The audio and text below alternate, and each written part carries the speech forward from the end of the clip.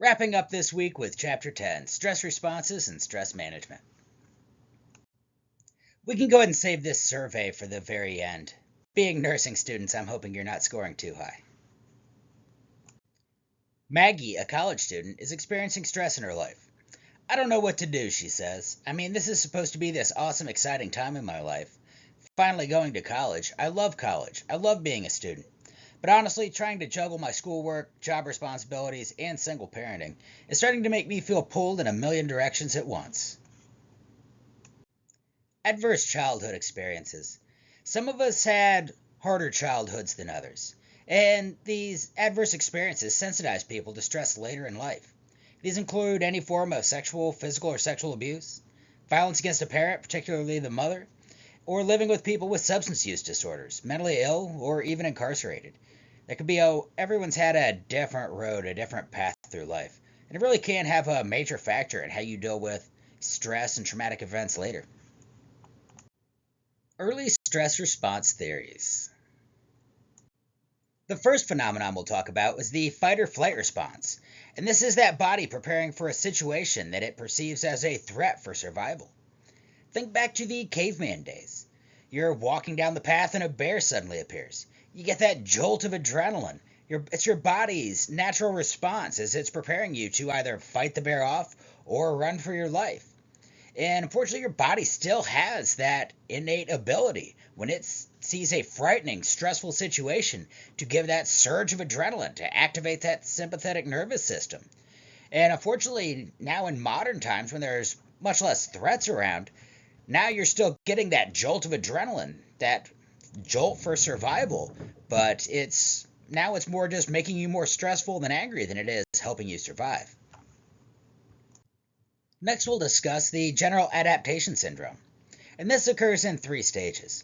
First is the alarm or acute stress stage, and this is where, again, that activation of the sympathetic nervous system, that increase in blood pressure, increase in heart rate, increase in respirations, giving your body that extra fuel that it needs to fight off a threat to survival. Following that would be the resistance or adaptation stage, and this is sustained and optimal resistance to that stressor. Recovery, repair, or renewal may occur. And finally, the exhaustion stage. You've worn yourself out fighting that bear.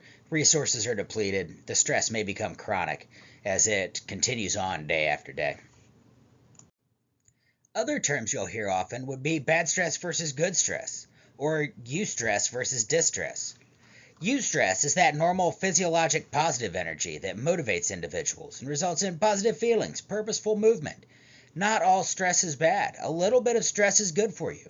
Much like that eustress you'll have this weekend preparing for our first mental health exam next week. That's eustress. That's good stress. Not to be confused with distress. Distress is that bad stress. That's the negative, draining energy that results in anxiety, depression, confusion, helplessness, fatigue. None of that, only eustress this weekend. Maggie, our college student, is aware that she needs help. On the 3 afternoons a week before she starts classes, she has lunch with her 2-year-old daughter on campus, then goes to a yoga class right after on campus that also provides childcare. After yoga, her sister picks up her daughter, and Maggie goes on to class. I'm trying, Maggie says. It's still not easy, and I still feel a bit overloaded. But this is at least making some difference. It's a start. It's a step. What stage of the general adaptation syndrome is Maggie most likely experiencing? Alarm, resistance, exhaustion, or none of the above? And that answer is B, resistance stage. She's become comfortable with it. She's learning to manage. She's going to yoga. She's finding alternatives to both manage her daughter as well as keep up with her schoolwork, go to class. There is critique of the general adaptation theory. Different types of stressors bring different patterns of response. It's the degree of stress that's important. And the GAS reflects male responses. Females tend to respond by tending and befriending. Tending and befriending is also another theory. It's a survival strategy that emphasizes the protection of the young and reliance on the social network for support. Also, women are more vulnerable to stress-related disorders. This may be due to females being more sensitive to even low levels of corticotropin-releasing hormone, a peptide hormone released from the hypothalamus in response to stress. I'm more of the opinion that all could be true, and each person is their own unique individual who's going to respond differently to stress. They're going to adapt to it. Another phenomenon you'll see is that the immune system stress responses. And that involves an interaction between the nervous system and the immune system during these alarms phases and these stressful stages.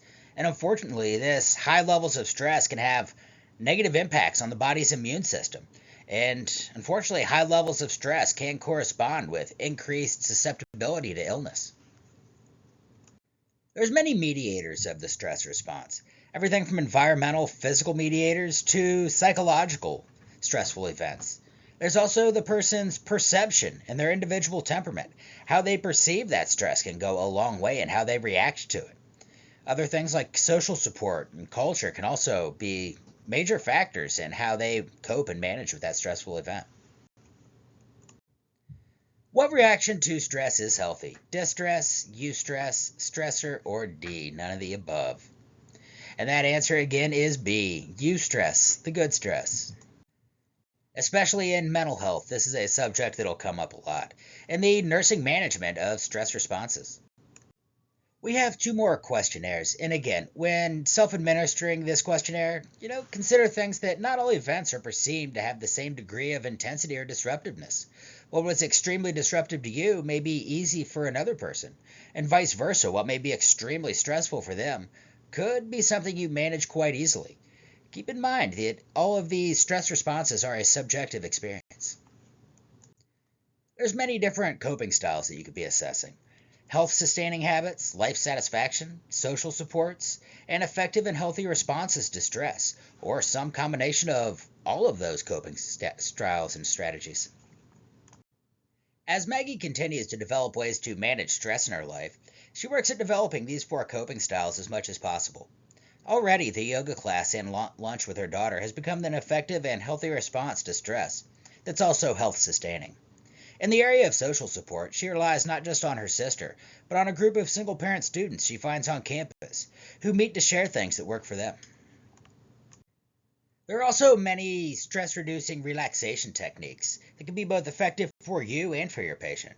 One's the biofeedback, and that would be by focusing on controlling some aspect of your body, such as your breathing. As you focus on breathing in and out, it can have an unintended effect of helping you relax and take your mind off of the stressful event. Other ones such as deep breathing exercises, guided imagery, meditation, and mindfulness could also be effective.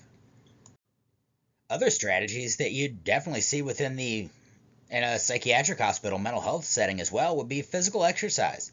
I know the one that I worked at had a full gym. It was more of like that 1950s gym, but yeah, it was a very positive thing so that even in the winter, those patients could go exercise, get some energy out, and that's going to go a long way in help reducing their stress. Also, strategies such as journaling, humor, and cognitive reframing. Finally, for our last question of the week, in the GAS, which stage occurs first? Alarm, resistance, or exhaustion? And again, right in order, that would be A, the alarm stage. And anyway, that is our last chapter this week while we prepare for our first exam next week. Again, we've got our posted times for tutoring posted on both Teams as well as the LMS. There's only one link out there. We've got the current link for the Zoom, but feel free to shoot me an email or something if you don't have that link, can't find it. I'll go ahead and I'll email it back to you. Otherwise, and don't forget the test blueprint as well. That test blueprint, and I also have a worksheet on therapeutic communication that are both attached down in the LMS as well as the Teams. Anyway, I'll see you Sunday at 3 p.m. or Monday at 5 p.m. for our 2 tutoring times. You only need to go 1. And otherwise, good luck this weekend. If you have any questions studying, reach out anytime.